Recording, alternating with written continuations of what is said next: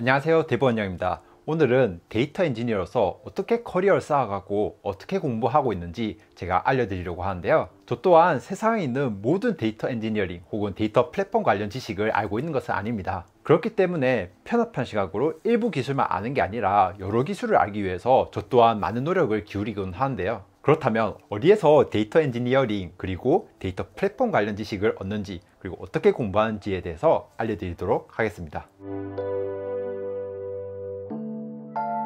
첫 번째는 외국의 IT 기업 테크 블로그입니다. 외국 IT 기업에서는 훌륭한 개발자분들이 상당히 많이 계십니다. 그와 동시에 개발한 다양한 기술들을 최대한 외부에 알리고 리크루팅을 유도하고 있는데요. 그럼 어떤 IT 기업의 테크 블로그를 보면 좋을까요? 저는 이 기업 구분에 따라서 다른 시각으로 테크 블로그를 공부합니다. IT 기업 분류는 크게 두 가지 분류가 있을 것 같은데요. 먼저 첫 번째는 기술 기업이고 두 번째는 서비스 기업입니다. 첫 번째 기술 기업은 기술을 기반으로 사업하는 기업들입니다. 예를 들어서 컨플런트, 데이터스택스, 클라우데라가 기술 기반 사업을 하는 기업들이죠. 이 기업들은 자신들이 사업을 하고 있는 기술들에 대해 적극적으로 홍보하고 관련 기술에 대해서 유즈 케이스를 설명하는 테크 블로그들을 많이 발행하고 있어요.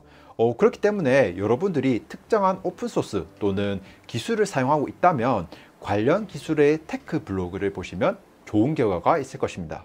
여러분들이 데이터 엔지니어로서 근무하면서 또는 데이터 엔지니어로 커리어를 쌓아가고 싶을 때 카프카를 공부한다고 가정해 볼게요. 컨플런트는 기업용 사스 서비스를 제공하고 있으므로 컨플런트의 테크 블로그를 공부하시면 됩니다. 컨플런트에 근무하는 많은 수의 개발자들은 오픈소스 아파치 카프카의 상당수 코드에 기여하고 있으며 관련 글도 많이 발행하고 있어요. 예를 들어 카프카 3.0에서 적용된 크래프트 알고리즘이나 카프카를 사용할 때 반드시 알아야 되는 5가지와 같은 블로그 글들이 있습니다. 이런 글들은 카프카 관련 애플리케이션을 개발하거나 클러스터를 운영할 때 큰 도움이 됩니다. 저 또한 컨플런트의 테크 블로그를 보면서 카프카에 대한 지식을 많이 키워 나갔었는데요. 여러분들도 특정 소프트웨어에 대해서 집중적으로 공부하고 싶으시다면 관련 기술 기업의 테크 블로그를 보시는 것을 추천드립니다. 그리고 기술 기업과 약간 성향이 다른 서비스 기업이 있는데요.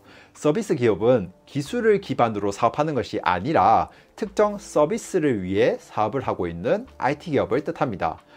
예를 들어 우버, 에어비앤비, 넷플릭스와 같은 기업들이 바로 IT 서비스 기업이라고 볼 수 있겠는데요. 이런 IT 서비스 기업에서는 적극적으로 내부적으로 사용하고 있는 기술들을 테크 블로그에 발행하고 있습니다. IT 서비스 기업에서는 훌륭한 개발자들을 데려오기 위해서 내부에서 해결한 멋진 사례들을 풀어서 공유합니다. 멋진 개발 사례와 멋진 해결 방법은 개발자들의 마음을 흔들리게 하는데요. 누구도 못한 일들을 으쌰으쌰 해서 해결한 사례를 보면 나도 저기 가서 개발하고 싶어 하는 마음이 들기 마련이거든요. 여러분들이 좀 더 넓은 시각을 가지고 다른 서비스 IT 기업에서는 어떤 문제를 어떤 방식으로 접근하고 어떻게 풀었는지 전체적인 시각을 알고 싶을 때는 이런 IT 서비스 기업의 테크 블로그로 공부하시는 것을 추천드립니다. 넷플릭스 테크 블로그는 제가 가장 자주 들어가는 블로그 중 하나인데요. 상당히 오랜 기간 테크 블로그를 운영해 왔기 때문에 컨텐츠가 상당히 많은 것이 특징입니다.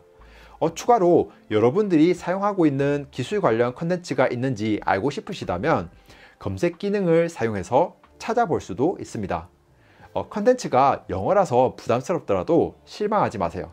이런 테크 블로그들은 대부분 문제점, 해결 방법, 그리고 앞으로 해야 할 일로 3가지 구문으로 정형화되어 있습니다. 또한 그림과 코드도 많이 추가되어 있으니까 너무 어려워하지 마시고 공부하시다가 보면 좋은 결과가 있을 거라 생각됩니다. 두 번째는 책입니다. 책은 많은 개발자분들의 피와 땀이 녹여져 있다고 볼 수 있습니다. 왜냐하면 우리가 공부하는 전문 IT 기술 서적은 자신들이 겪은 문제점과 한계 그리고 노하우를 압축했기 때문입니다. 우리가 흔히 3만 원에서 5만 원 사이에 보는 책들을 사는 건 사실 쉬운 일이지만 이 책을 작성하기 위해 그리고 출판하기 위해서 저자는 최소 6개월에서 1년 동안 어떻게 개발자 독자들에게 훌륭한 내용을 전달할지 고민을 합니다.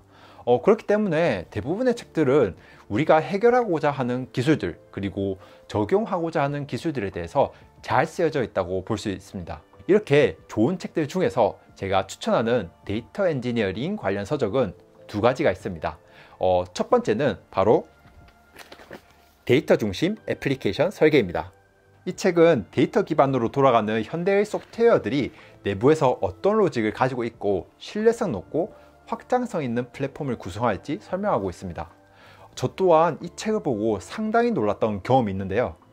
제가 다루었던 많은 수의 소프트웨어들의 내부 로직이 이 책에서 설명한 알고리즘과 거의 똑같았기 때문입니다. 이 알고리즘이 왜 적용되었고 왜 적용되어야만 하는지에 대한 설명이 매우 좋았습니다. 물론 이 책 내용이 너무 방대하기 때문에 저도 한 번만에 이해하기는 너무 어려웠었는데요. 앞으로 두고 봐야 할 책일 것 같습니다. 데이터 엔지니어링 그리고 데이터 플랫폼 관련 개발자라면 이 책을 보고 공부하시면 관련 소프트웨어에 대해서 이해도를 높이는데 좋은 기회가 되지 않을까 싶습니다. 두 번째로 추천할 책은 코드입니다. 이 책은 소프트웨어 공학이 어떻게 시작되었는지 0과 1부터 시작하여서 운영체제까지 설명하는 흥미로운 책입니다. 갑자기 데이터 엔지니어링 관련 책이 아니라 소프트웨어 공학 책을 가지고 나온 이유는 데이터 엔지니어링 관련 문제를 풀기 위해서는 소프트웨어 이면에서 돌아가는 하드웨어에 대한 이해도도 필요하기 때문입니다. 데이터 엔지니어링으로 다루는 상당수의 소프트웨어는 운영체제 위에서 실행됩니다. 이 운영체제에 대한 이해가 없다면 소프트웨어를 충분히 잘 다루기가 어렵습니다. 성능 튜닝을 하거나 왜 이런 값들을 수정해야 하는지 알기 위해서는 그 이면의 하드웨어에서 돌아가는 부분에 대한 이해가 필요합니다. 이 책은 이 어려운 하드웨어에 대한 이야기를 재밌게 풀어냈습니다. 저도 이 책을 펴고 정말 재밌어서 이틀 만에 완독했었는데요. 여러분들도 이 책을 보고 우리가 다루는 소프트웨어 세계 이면에 대해서 공부하시는 것이 어떨까요? 제가 소개드린 이 두 개 책 이외에도 수많은 책들이 있습니다. 책으로 공부하는 것은 지루할지 몰라도 소프트웨어 다큐멘트에서는 볼 수 없었던 다양한 노하우와 의견이 담겨 있습니다. 그러므로 도큐멘트와 책을 병행하는 것이 정말 좋은 방법 중 하나라고 말씀드릴 수 있겠네요. 세 번째는 관심 있는 데이터 플랫폼에 대해서 직접 부딪히는 것입니다. 이 방법은 제가 애용하는 방법 중 하나인데요. 일부 데이터 플랫폼의 경우에는 책이나 도큐멘트로는 전혀 이해가 되지 않는 로직들이 많습니다. 제 경우에는 카프카의 파티셔너나 컨슈머의 리밸런싱 로직이 좀 그랬었는데요. 이렇게 이해가 되지 않을 때는 로직을 이해하려고 고민하기보다는 직접 코딩해보고 설치를 해보고 실행해보는 게 가장 좋은 방법이라고 말씀드릴 수 있습니다. 백문이 불여의견이라고 하죠. 코딩도 마찬가지라고 생각됩니다. 복잡한 로직이 내재되어 있는 데이터 플랫폼을 이해하기 위해서는 직접 보고 작성하고 이해하셔야 됩니다. 여러분들 눈앞에 닥쳐있는 여러 공부거리들을 확실히 이해하기 위해서는 해당 소프트웨어의 설치부터 시작해 보시는 게 어떨까요? 그리고 나서 책을 보시면 더욱더 이해가 잘 되시리라 생각됩니다.